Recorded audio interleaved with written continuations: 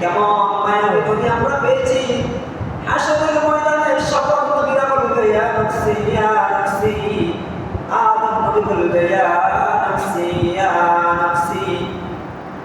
উম্মতেরা যখন পেরেশানি হয়ে যখন আদম নবীর কাছে যাবে, ওগো আমাদের আদি পিতা, আপনি তো আমাদের আদি পিতা, আপনি তো আমাদের বাবা যান, আজকে আপনি আল্লাহর দরবারে আমাদের জন্য একটু সুপারিশ করেন।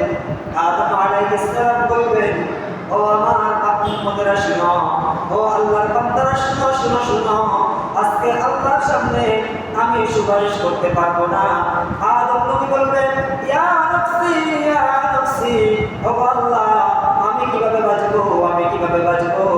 আদম নবী বলবেন তোমরা চলে যাও হযরত নূহ আলাইহিস সালামের কাছে, যিনাকে দ্বিতীয় আদি পিতা বলা হয়। হযরত নূহ আলাইহিস সালামের কাছে যখন মানুষগুলো ছুটে চলে যাবে, তখন ওই নূহ আলাইহিস সালাম বলবেন শুনো আমার উম্মতেরা, ও আল্লাহর বান্দারা শুনো, আজকে আল্লাহর দরবারে সুপারিশ করার মতো ক্ষমতা আমার নাই। কারণ কি আমি আমার কওমের জন্য বদদুয়া করেছি, যার কারণে আল্লাহ তাআলা এইভাবে প্রবল দিয়ে আমার উম্মতের অনেক উম্মতগুলোকে ধ্বংস করে দিয়েছে।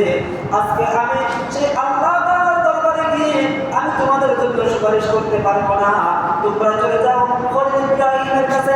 খলিল ইব্রাহিমের কাছে যখন যাবে, খলিল ইব্রাহিম বলবে আমি তো আজকে সুপারিশ করতে পারবো না, ইয়া নাফসি ইয়া নাফসি। তোমরা চলে যাও হযরত মূসা পয়গম্বরের কাছে। মূসা পয়গম্বরের কাছে যখন যাবে উম্মতেরা, তখন মূসা পয়গম্বর বলবে ও আমার উম্মতেরা শুনো, ও আল্লাহর বান্দারা শুনো, আজকে আমি আল্লাহর দরবারে সুপারিশ করতে পারবো না।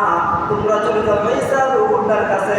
যখন মানুষগুলো ছুটে চলে যাবে ঈসা রূহুল্লাহর কাছে, ঈসা রূহুল্লাহ বলবে ইয়া নাফসি ইয়া নাফসি, আজকে আমি সুপারিশ করার মতো সেই যোগ্যতা আমার নাই।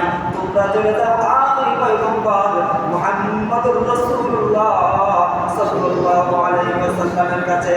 তখন মানুষগুলো ছুটে যখন আমাদের পয়গম্বরের কাছে আসবে, আখির পয়গম্বরের কাছে এসে বলবে ও আল্লাহর হাবিব, দুনিয়াতে তো আপনি আমাদের জন্য অনেক কষ্ট করেছেন, আজকে আমাদের কষ্টের শেষ নাই, আপনি আল্লাহর কাছে একটু সুপারিশ করেন।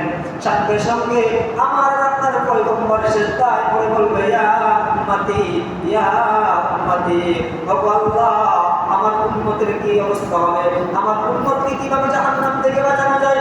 ও আল্লাহ যতক্ষণ পর্যন্ত আমার একজন উম্মত জাহান্নামে থাকবে, ততক্ষণ পর্যন্ত আমি নবী জান্নাতে যাব না। সুবহানাল্লাহ।